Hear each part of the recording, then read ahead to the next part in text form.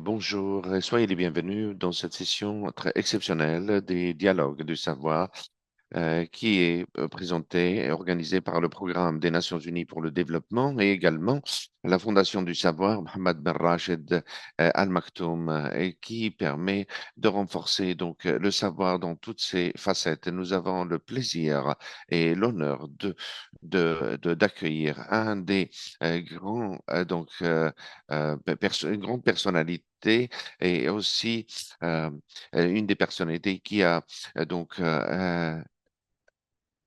illuminé le monde arabe. C'est son Excellence Jamal Ben Houereb, PDG de la Fondation du Savoir Mohamed Ben Rachid Al Maktoum.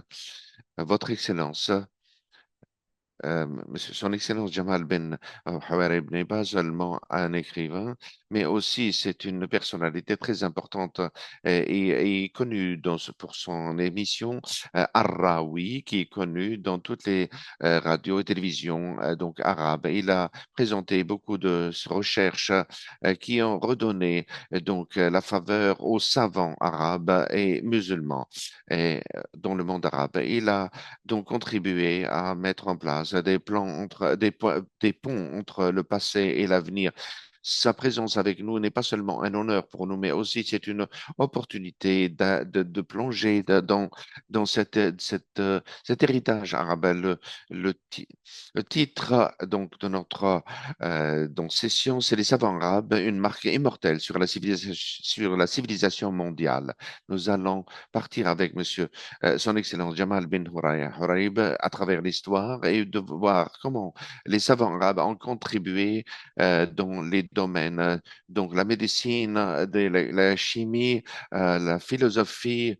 Et les mathématiques, c'est donc une session très importante pour montrer comment les cerveaux arabes et les savants arabes ont contribué dans la civilisation mondiale et comment on peut profiter de cela pour créer un meilleur monde. Avant de donner la parole à son Excellence Jamal Ben Khareb, je vous rappelle que vous pouvez poser vos questions dans la section euh, questions-réponses.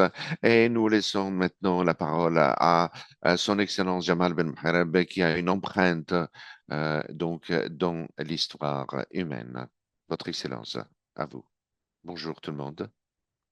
J'ai l'honneur de vous parler aujourd'hui et de parler également sur l'histoire donc euh, euh, formidable de notre Ummah. Certains d'entre vous le savent et certains peut-être l'ont oublié. La raison pour laquelle il y a cet épanouissement et cette chute, c'est le savoir. Lorsque les Arabes et les musulmans étaient attachés au savoir, il y avait l'épanouissement total. Lorsqu'ils ont délaissé le savoir, le déclin est arrivé. Graduellement, de- de- jusqu'à ce qu'il n'y ait plus que très peu de gens attachés au savoir. Donc, de nos jours, on parle de Galileo, Newton, Darwin, dans toutes les classes d'enseignement, Einstein et ceux qui sont arrivés après. Da Vinci également, l'italien, l'icône de la création chez les Européens. Mais on n'entend presque pas les noms des savants arabes et musulmans dans le monde. La raison pour laquelle, c'est que nous nous nous ne donnions pas la bonne place au savoir, comme on lui donnait la euh, place de prédominance dans le passé. Donc, aujourd'hui, Darwin, Galileo, Newton, Einstein et les autres, des savants, les inventeurs, ont été là depuis des centenaires. alors que les savants arabes ont été au-dessus, donc dans le savoir pendant 8 siècles. Et la langue de, de, de la science était la langue arabe. La langue arabe, donc, était la langue du savoir, des sciences pour 8 siècles. Ce n'était pas l'anglais, ce n'était pas le français, ce n'était pas l'allemand ou le latin. C'était une langue universelle, mondiale pour eux. Pendant 8 siècles, hein, euh, représenter la science. Donc, la majorité des gens, les Arabes surtout, ne savent pas cette information.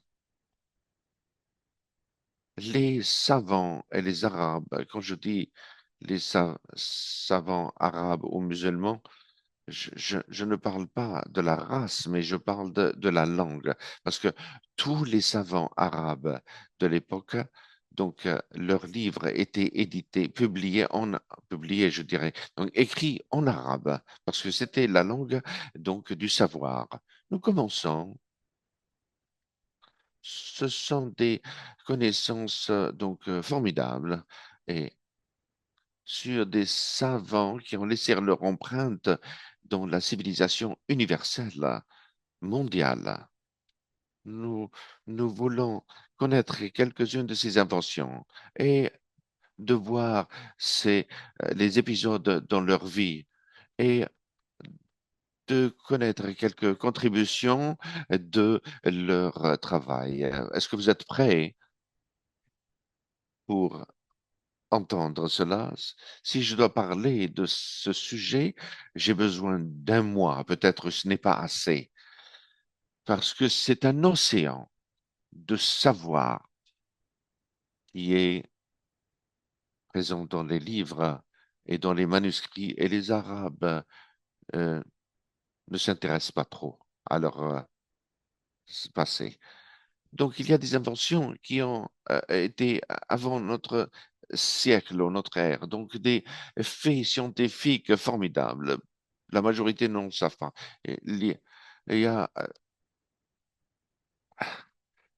la loi de Sénède, le Hollandais, qui a, qui a donc découvert dans le XVIIe siècle cette invention. Certains disent que c'est Descartes. Et maintenant, ils ont dit Sénète et Descartes. Mais au fait, cette, la, la loi de Ibn Sahel de Bagdad,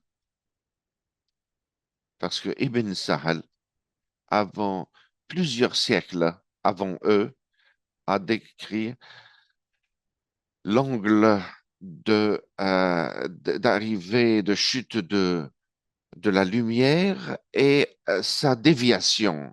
Et donc a mis une équation euh, quand qu'on connaît aujourd'hui de l'équation de Sénède et Descartes, c'est-à-dire qui a été avant le physicien hollandais de plus de 6 siècles. Est-ce que Sénède et Descartes l'ont pris de Ibn Sahel parce que ses connaissances ont été traduites en latin, ou bien ils ont trouvé la même équation qui était avant eux de 6 siècles.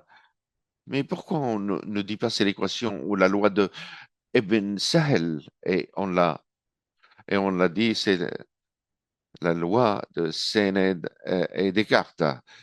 Cette question se pose aux Arabes, premièrement. Parce que les Européens n'ont rien à voir avec nos savants. Nous, nous avons cette charge, cette responsabilité de chercher, trouver les efforts de nos grands savants. C'est un fait scientifique formidable, donc, époustouflant. Si je vous dis que tous les savants arabes, musulmans, ne savent pas que cette loi de la déviation de la lumière, c'est à la paternité de Ibn Sahl al-Baghdadi de Bagdad. Avant de passer à une autre thème,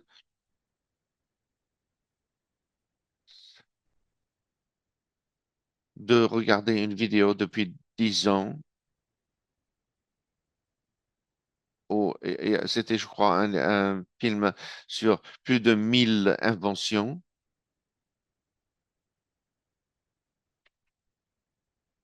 en une minute ou deux. Donc, je voudrais bien, euh, c'est la loi de la réfraction. Donc, on va voir un film que j'aimerais bien que vous entendiez. Qui êtes-vous? Donc, je suis Al-Jazari, ingénieur et inventeur. Mais vous avez dit, bien sûr, ce sont des siècles obscurs, mais c'est pas obscur, parce que là, cela dépend de la vision que vous avez, mon ami. Et il y avait des régions donc qui n'étaient pas donc obscures. Il y avait bien sûr, il y avait des lumières depuis la Chine également. Quelle civilisation? La civilisation islamique. Donc, les savants ont développé une des meilleures inventions de l'époque, des inventions qui sont étaient basées sur les sciences de ceux qui étaient avant et qui sont donc en concordance avec votre monde actuel. Donc, je dois prendre une vidéo ou de prendre une photo. C'est une, c'est une bonne idée. Donc, permettez-moi de vous présenter Ibn al-Haytham, un savant important avec ses idées qui lui ont permis d'inventer l'appareil photo. C'est moi qui ai mis donc les principes des appareils photo avec comment nos yeux fonctionnent. Donc, j'ai mis la lumière. Donc, c'est une chambre sombre. Donc, regardez toutes les choses qui ont été développées, les appareils photo, le cinéma, tout travaille selon le même principe.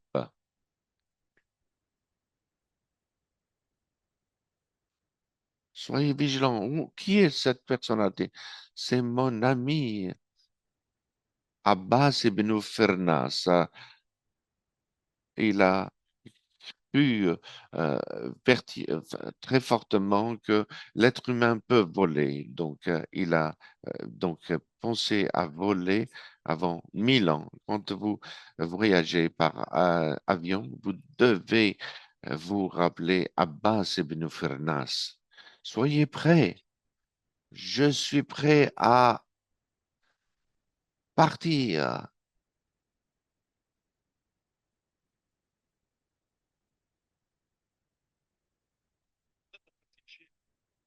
Il a oublié quelque chose de très important, c'est la queue qui est très importante, l'arrière de l'avion, la queue de l'avion.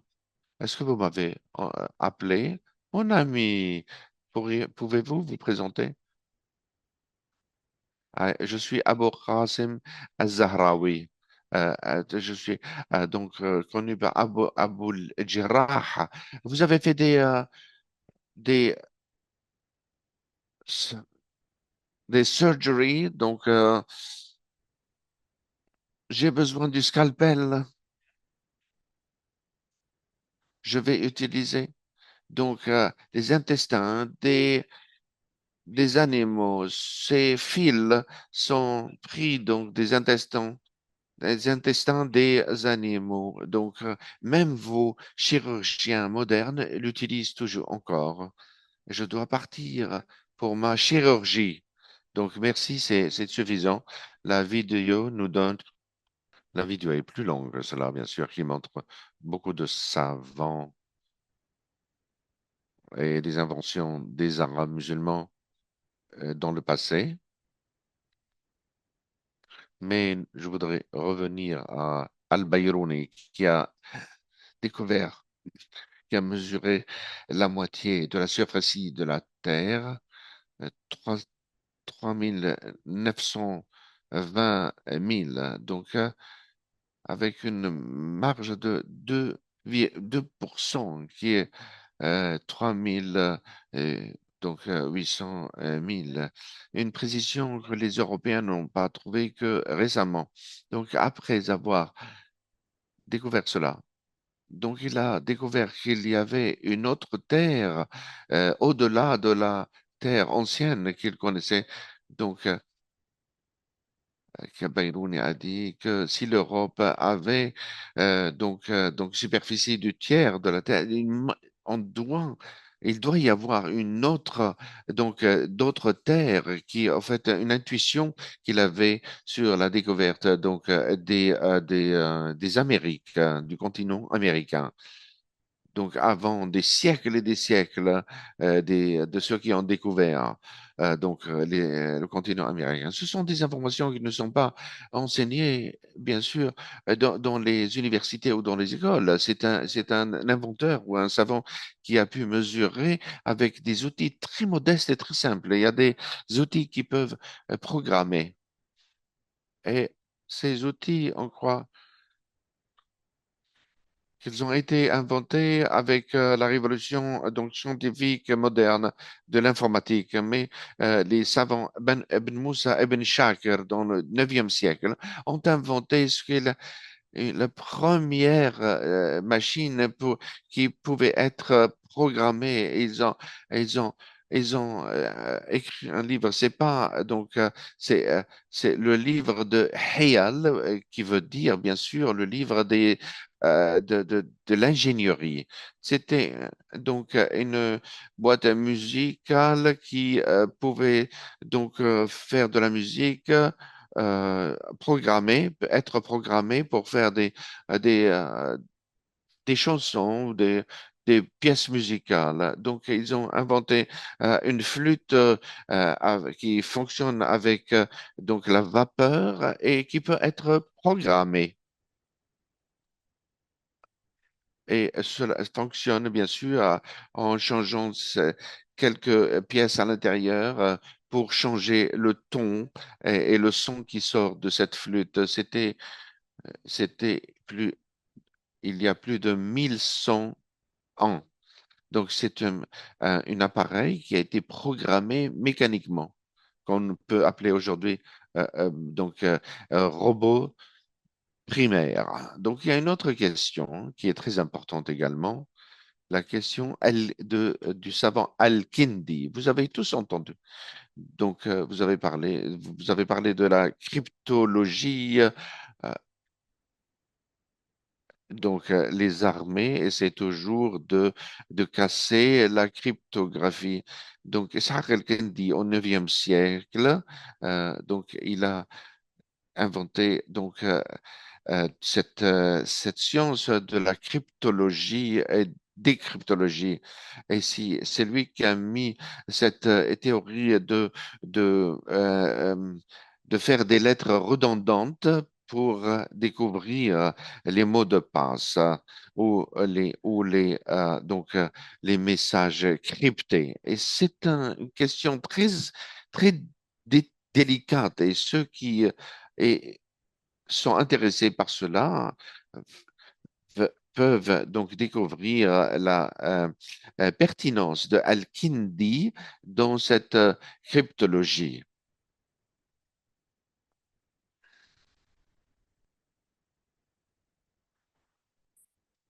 Cette invention a été la première utilisation sur les statistiques pour analyser les données.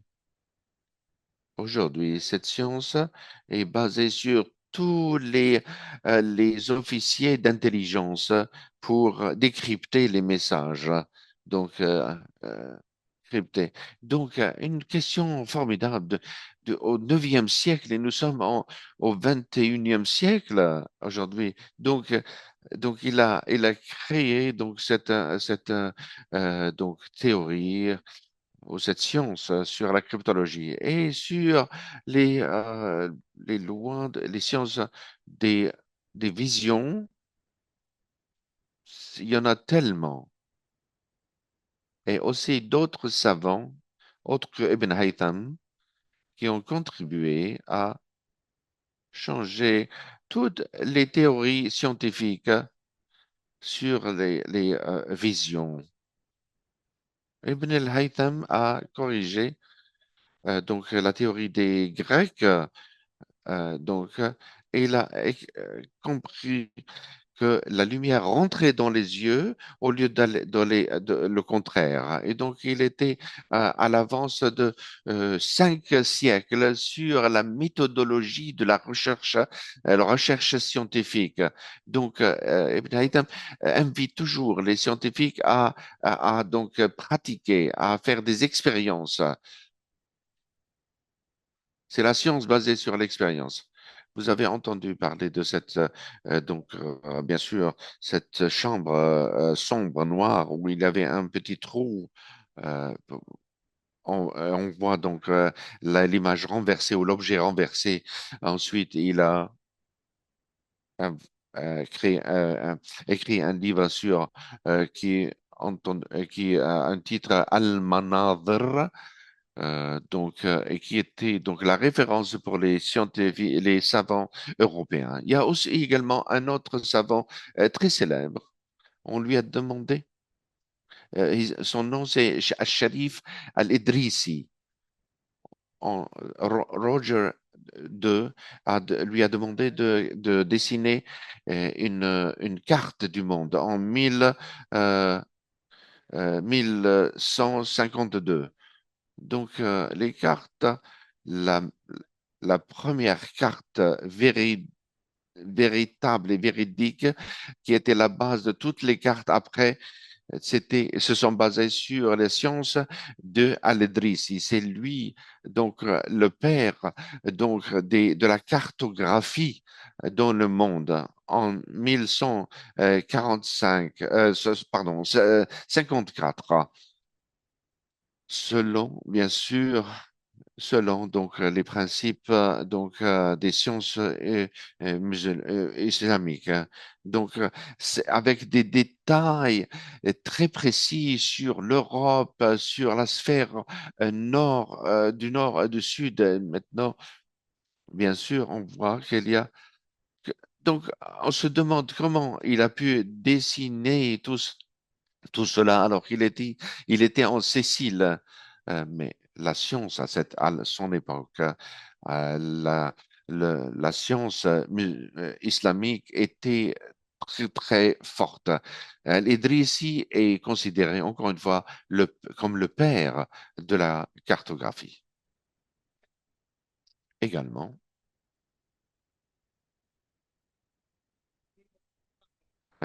sur un autre sujet, Ibn Sina, vous le savez, vous le connaissez tous, qui a rédigé un livre sur la loi ou la juridiction qui a toujours été enseignée en Europe jusqu'au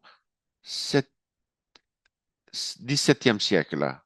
Donc, beaucoup de sciences ou de lois sont prises du livre de Ibn Sina et qui a un rôle à, à combattre les épidémies. Donc, il y avait un film en noir et blanc dans les années 50 qui parle bien sûr de Ibn Sina et son rôle dans la lutte contre les épidémies. Il y a un docteur très connu, Ar-Razi, qui avait un cerveau qui est basé sur l'expérience, hein. Au 9e siècle, on lui a demandé de choisir un endroit idéal pour l'hôpital. Donc, on lui a demandé de choisir l'endroit. Qu'est-ce qu'il a fait? Il a coupé la viande et il l'a mis dans différents endroits de la ville. Après plusieurs jours, il est allé inspecter ces morceaux de viande. Donc, les morceaux de viande qui n'ont pas été rapidement donc pourris. Il a dit, ça, c'était l'endroit idéal parce que l'air est plus propre dans cet endroit. Cette expérience est, est un peu euh, amusante, mais prouve qu'il avait un esprit très profond. C'est lui qui a mis donc aussi euh, le médicament amer avec le miel pour que les gens puissent prendre cet traitement. Nous avons également Abbas ibn Farnas. Tout le monde, tous les gens croient que Abbas ibn Farnas a volé, il était fou et il est tombé et il est mort.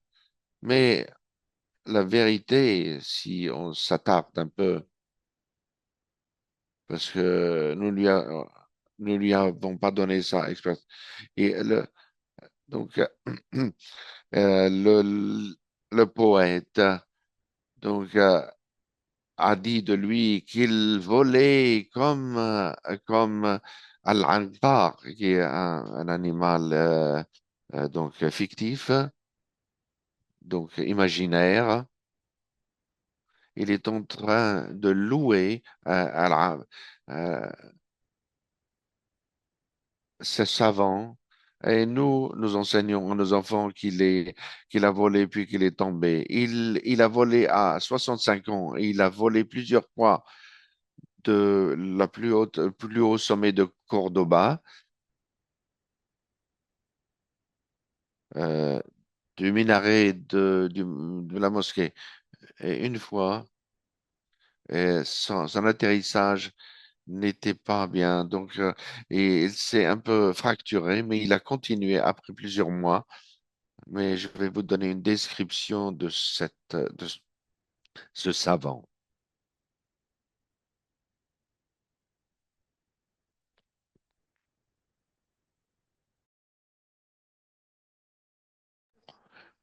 Al-Abbas est un être humain, mais il avait une intelligence comme le djinn.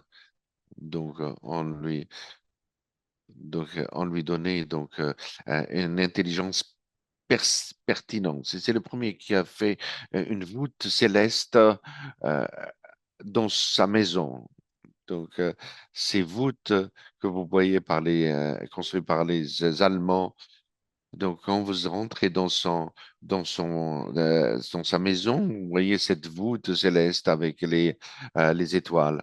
C'est le premier qui a extrait donc le verre du sable et, et il donnait, il offrait au califat Andalousie quelques objets aussi comme l'horloge aussi qui s'appelle Miqata. Et il a mis des plumes sur son corps et il a mis aussi des ailes en soie et il a pu donc voler à une distance. Il a également il a fait beaucoup d'inventions, mais malheureusement, il n'a pas été étudié, qui était bien avant les frères, les frères aviateurs.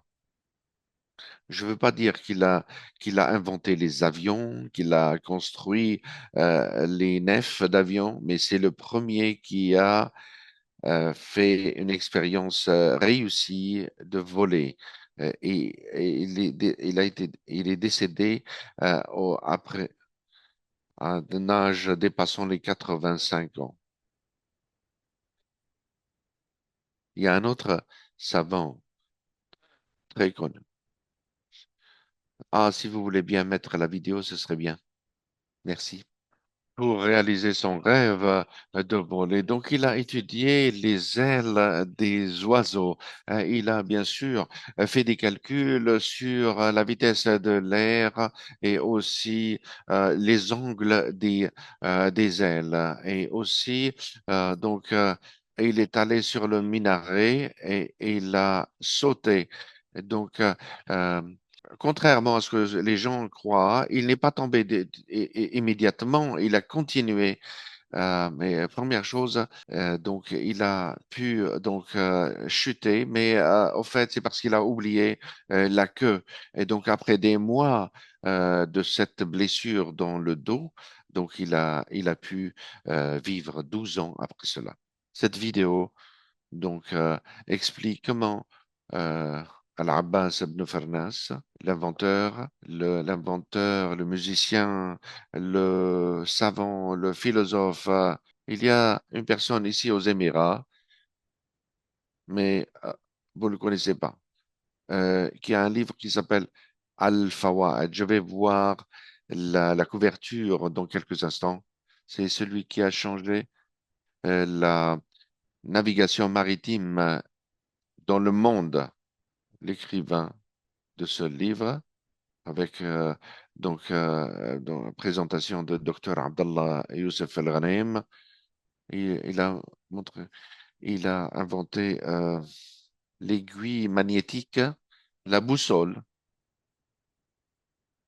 C'était, bien sûr, la boussole était avant Ibn Majd, mais l'aiguille, donc, aimant, à aimant, vous le trouvez à l'université de Francfort. C'est- Je l'ai vu et je l'ai pas vu du tout. On n'en a pas parlé de cela dans un monde arabe, dans un musée arabe ou dans les livres arabes, mais je l'ai vu dans l'université de Francfort. Cette aiguille aimantée, donc il l'a utilisée dans la marine et aussi il a inventé une, des, des ronds pour en faisant bien sûr les 16 donc directions sur les cercles, qui a donné une précision davantage dans la navigation. Et cela, vous le trouvez dans euh, donc Al-Fawaid fi usul ilm al-bahr, donc les sciences de maritimes. Cet homme a fait des choses formidables avec cette invention qui a changé la face de la navigation maritime, qui est l'aiguille aimantée, ou la boussole, je pense. Il y a également un autre hôpital étonnant, Al-Mansouri, Ibn Qaloun. Si vous pouvez voir la photo, cet hôpital, je ne l'ai pas vu auparavant. J'ai été avec le donc président de Nobel. Ils ont mis quelques œuvres sur l'histoire de la médecine dans le monde arabe. Donc, le membre de Nobel, le prix Nobel, je crois, donc il m'a montré cet hôpital. C'est étonnant parce que à l'époque même, donc les, les infirmières étaient et les médecins étaient habillés en blanc, des tabliers blancs. Dans cet hôpital Al-Mansouri ou Qaloun, ou bien Qaloun. Il y avait également des ailes dans l'hôpital pour les euh, malades psychologiques.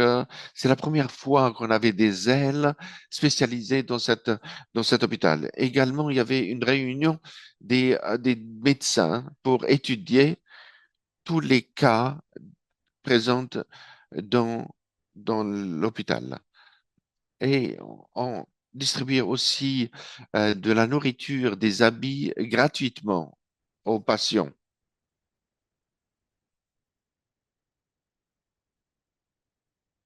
Parce que donc guérir de dans cet hôpital, c'était à la charge du gouvernement à l'époque. Cet hôpital est devenu un modèle pour les hôpitaux modernes. Je suis sûr de- que beaucoup qui m'écoutent n'ont jamais entendu parler de cet hôpital ou de ses divisions, de ses sections, de ses ailes. C'était pas seulement un hôpital pour la guérison, mais c'était également une université pour enseigner la médecine. Malheureusement, ces, ch- ces connaissances sont loin de nous. C'est pas parce qu'on ne les voulons pas, mais on ne les voit pas dans nos programmes d'école ou universitaires.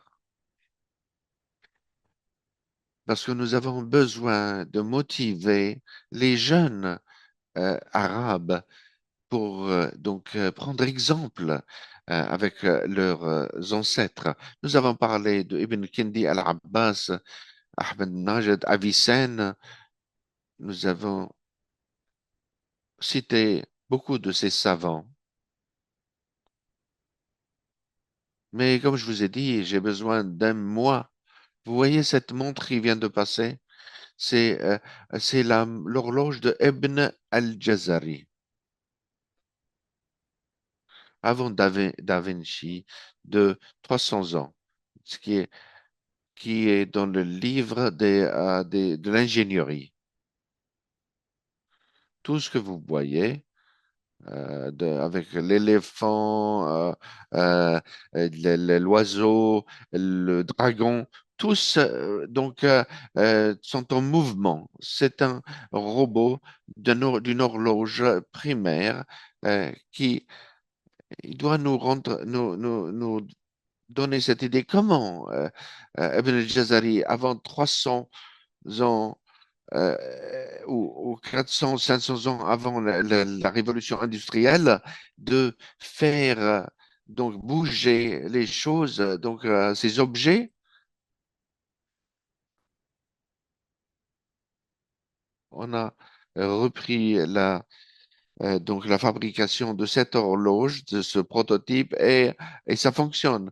Donc, ce n'est pas Da Vinci, il a, qui est venu après, qui a dessiné. Il a dessiné, mais il n'a pas fait bouger.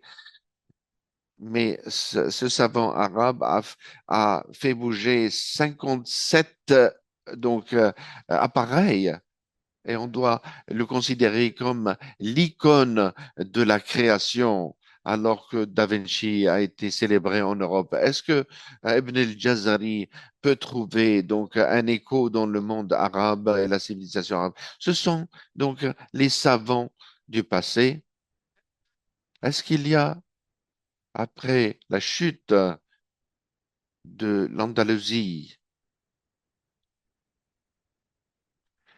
et, et la fin de l'ère euh, des Lumières et d'or de la civilisation musulmane, est-ce qu'il y a quelque chose dans le monde moderne? Oui, il y a des savants très connus qui ont pu prouver leur science, et j'espère avec l'invitation chez son Altesse Cheikh Mohammed bin Rashid Al Maktoum à continuer la civilisation arabe et musulmane. Et nous invitons bien sûr ces savants et scientifiques arabes de continuer la civilisation ancienne arabe. Et ce n'est pas de commencer à nouveau, mais de continuer. Ils peuvent continuer cette civilisation avec force et détermination, avec toute cette science qui est autour de nous, les universités. Ils peuvent. On a besoin de détermination, de patience, et euh, en ce sens, Docteur Ali Mustafa Musharrafa. J'ai parlé de lui à Rawi, dans mon émission Rawi. Il est considéré comme Einstein des Arabes. Il est un, scientifique formidable dans la physique et aussi dans les mathématiques. Et, et- et il a aussi été intéressé par Al-Khawarizmi, de Einstein. Quand vous parlez des logarithmes, Khawarizmiyat, l'algèbre aussi, du, et aussi le zéro des Arabes et les chiffres arabes. Vous savez très bien, je ne vais pas parler de ça. Vous savez toutes ces informations. Mais il y a des noms qui ont un rôle.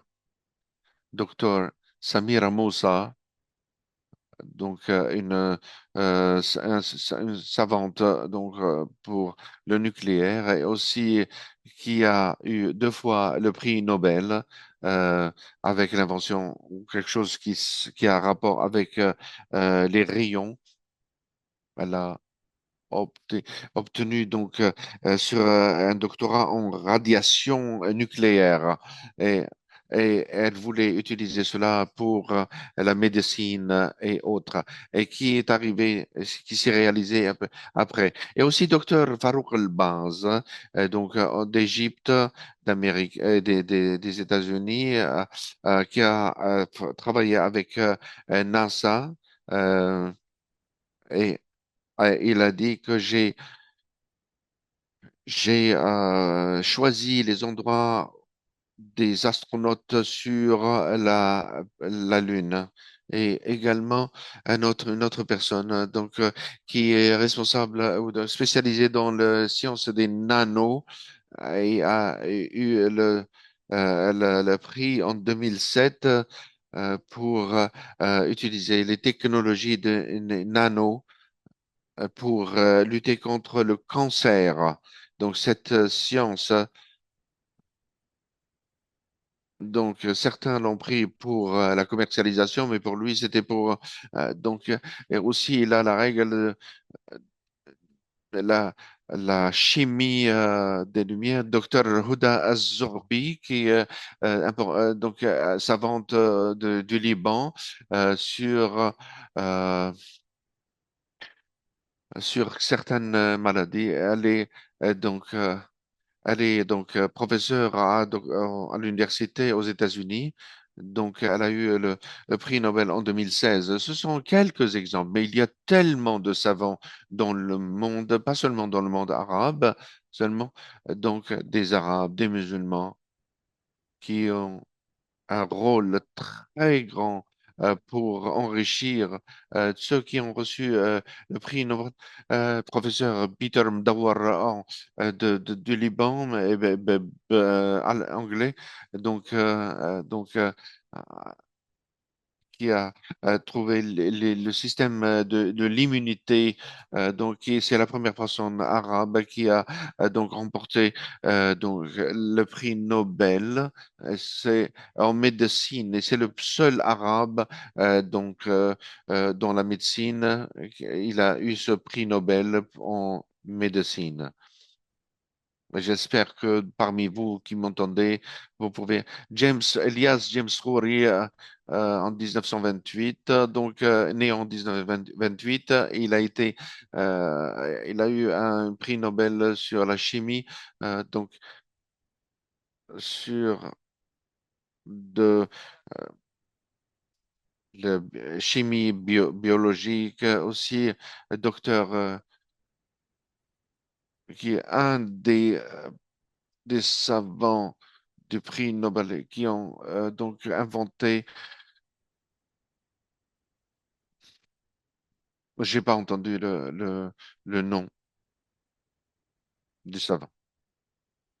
A eu le prix Nobel en 1999 et il a inventé un appareil à l'université à Zoel en Égypte. Professeur Munji Salah Boundi, américain mais d'origine tunisienne, qui a réussi, a eu le prix Nobel en chimie. Tous ces savants anciens et modernes ont enrichi la science.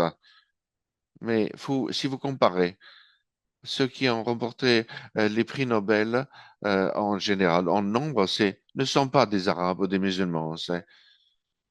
Si on avait le prix Nobel dans les temps anciens, tous ces prix-là auraient été inventés par donc les Arabes musulmans qui ont inventé également donc la circulation sanguinaire.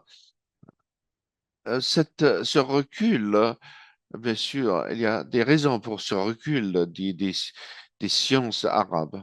Thabit ibn Qurra, c'est c'est ce qui a inventé les chiffres amis, friendly numbers, qui a été bien avant. Il a donc calculé la longueur de l'année, aussi mis les théories du poids. Thabit Ben Qurra, c'est un homme incroyable dans les sciences. Il n'a pas d'égal. Et on peut le considérer comme un des personnes les plus intelligentes dans le monde. J'ai quelques conseils avant de terminer.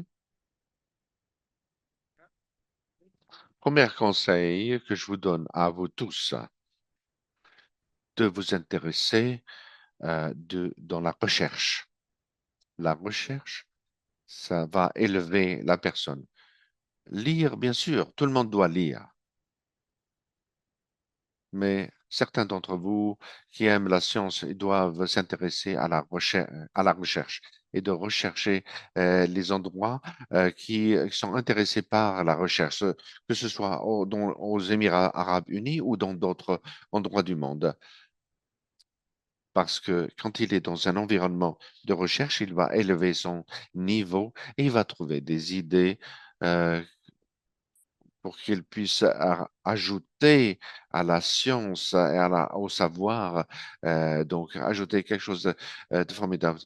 Bien sûr, devant la stagnation de l'esprit, on doit enfin, avoir un esprit de développement. C'est pour cela on doit penser à cela pour pouvoir concourir avec les autres nations. Et on doit s'intéresser aux sciences. La majorité des mamans et des pères sont intéressés par leurs enfants, ou s'intéressent à leurs enfants, mais nous devons les pousser vers la science, vers la chimie, la physique, la médecine et aussi l'ingénierie, pas seulement pour être des employés, mais pour qu'ils deviennent des savants dans le statistique, dans la chimie et dans les mathématiques, et aussi qu'on aime pour leur donner beaucoup d'intérêt dans les découvertes. OK?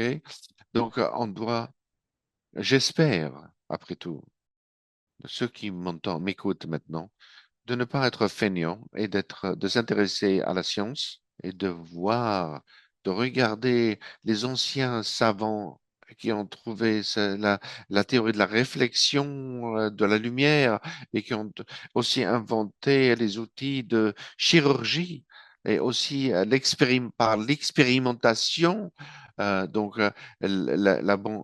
bon médicament, aussi comment faire des canaux d'irrigation, l'agriculture. Ils ont pu faire bouger les outils avant 1000 ans des temps modernes. Nous devons faire cela et nous devons continuer à inventer, ne soit pas donc un fardeau sur le monde et nous doit donc concourir pour les prix Nobel. Pourquoi on doit accepter d'être une Oumma qui est basse dans la classification mondiale pour ceux qui obtiennent alors que nous avons un héritage formidable pour des siècles, nous sommes les petits-enfants de ces ancêtres. Donc, je conseille à tous ceux qui m'entendent, vous ne devez pas vous arrêter et vous devez intéresser davantage dans les sciences et merci beaucoup pour votre attention. Merci, Votre Excellence Jamal, pour ces conseils donc, vous nous avez pris dans un voyage à travers les siècles avec les inventions des savants arabes et également vous nous avez fait connaître des noms donc des scientifiques ou de savants, nos ancêtres. Donc, cette session a beaucoup de réactions. Nous avons plus de 500 600 personnes présentes et cela est uniquement sur Zoom, alors que nous sommes en direct à travers les médias sociaux. Euh, et nous avons beaucoup de questions et il y a une demande également d'avoir une partie 2 pour connaître davantage les savants arabes. Et on a besoin d'un mois ou même plus que cela. Ça ne suffit pas. C'est un océan de connaissances et de savoir, de la contribution des savants arabes musulmans à travers les siècles, à travers 800 ans. C'est un siècle, c'est un océan qui ne peut pas être rétréci dans une séance ou deux. Je ne peux pas moi-même ou sans présentateur pour cela. Donc, avec en toute simplicité, et il y a tellement, plus que vous pouvez imaginer, les contributions des musulmans arabes, des savants. Donc euh, vous savez qui comprennent cela? Ce sont les universités d'Europe, de Russie, du Japon, qui, donc, que- qui connaissent nos savants. Alors, nos universités n'expliquent pas, ne mentionnent pas, ne parlent même pas des sciences qui se sont étendues sur 800 années avec des contributions dans le monde scientifique. Nous pouvons essayer, je promets à notre audience de discuter avec Son Excellence Jamal sur ce- même si, bien qu'on sache qu'il est très, très occupé, nous avons beaucoup de questions. Je sais qu'on est en retard et je suis désolé pour le problème technique au début. Votre Excellence Jamal, est-ce que vous avez un peu de temps pour quelques questions, une ou deux questions? Je préfère de répondre à quelques questions, de répondre à travers Zoom par écrit parce que j'ai d'autres occupations. Je dois partir. Je vous donne la parole. Première question.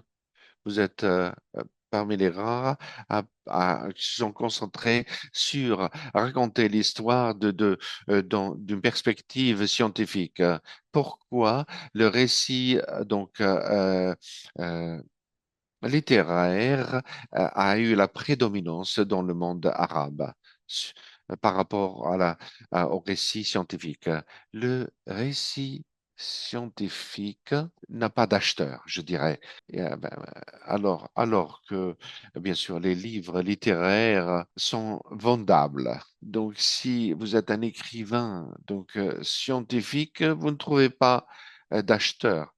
Ce n'est pas parce que le marché est trop petit, mais plutôt le marché est orienté vers, bien sûr, la narration, les récits. Ok. Mais cela ne doit pas nous empêcher de nous intéresser dans le livre scientifique parce que ça élève le niveau des nations. Cette histoire, cela n'est pas seulement ici, c'est également en Europe. Donc, on a les livres scientifiques en Europe, c'est 300-400 copies, 1000 copies, alors que les livres littéraires de fiction, c'est vendu à des millions d'exemplaires. Et la différence, c'est qu'ils ont beaucoup de savants, alors qu'ici, dans le monde arabe, il y a moins de savants, moins de chercheurs, moins de centres de recherche. C'est pour cela que le récit scientifique n'a pas vraiment un grand marché. Mais il faut continuer et nous faisons des prières jour et nuit que la nation, la Oumma arabe revienne à sa grandeur et que le récit ou les livres scientifiques puissent avoir sa place et son intérêt. Deuxième et dernière question. Est-ce qu'il y a une personnalité scientifique savant arabe qui n'a pas eu sa position euh, je crois que c'est Dr Ahmed Zouel. Dr Ahmed Zouel, cet homme, plus importante personnalité de savant, pas seulement dans le monde arabe, mais dans le monde entier. Cet homme, dans mon émission, programme sur les rois, je fais deux émissions, alors que Ahmed Zouel lui a donné trois émissions ou trois programmes, et je les compare avec les rois de la science. Cet homme que Dieu ait pitié de son âme, nous avons fait un musée à Dubaï par la fondation du savoir Mohammed bin Rajed Al Maktoum. Nous avons fait des créations et donc célébrer aussi l'histoire de Zouel, docteur Zouel. C'est un homme formidable. C'est un, je le considère comme Da Vinci des siècles modernes. Et si je peux ajouter 30 programmes, 30 émissions sur cet du savant chimique, docteur Ahmed, docteur Ahmed Zouel, donc le défunt. euh, Aussi, lorsqu'il est décédé, Son Altesse Cheikh Mohammed bin Rachid Al Maktoum a dit des mots de tristesse quand on l'a perdu. Et nous n'avons pas, cet homme n'a pas d'égal. Merci. J'ai suivi ces trois émissions et je crois que ce sont des émissions inspirantes, hein. Malheureusement, nous ne connaissons pas autant sur ces scientifiques, ces savants arabes qui sont notre fierté. Je pense que cet héritage euh, scientifique, c'est pas seulement pour la fierté, mais aussi c'est une invitation pour la continuité. Nous avons des capacités, nous avons besoin donc juste d'un environnement enthousiaste. Les Émirats arabes unis, Mademoiselle Stéphanie, c'est un environnement donc motivant pour la science appuyant donc la science. Cette fondation est donc partenaire avec le programme des Nations Unies pour le développement et moi-même et mes collègues, nous sommes au service des chercheurs. Nous souhaitons juste voir plus de chercheurs dans le monde arabe, dans la Oumma islamique, et qu'ils cherchent à des hauts niveaux. Et il ne faut pas qu'ils s'arrêtent. Et il ne faut pas qu'ils disent, je ne peux pas le faire, mais plutôt, tu peux le faire.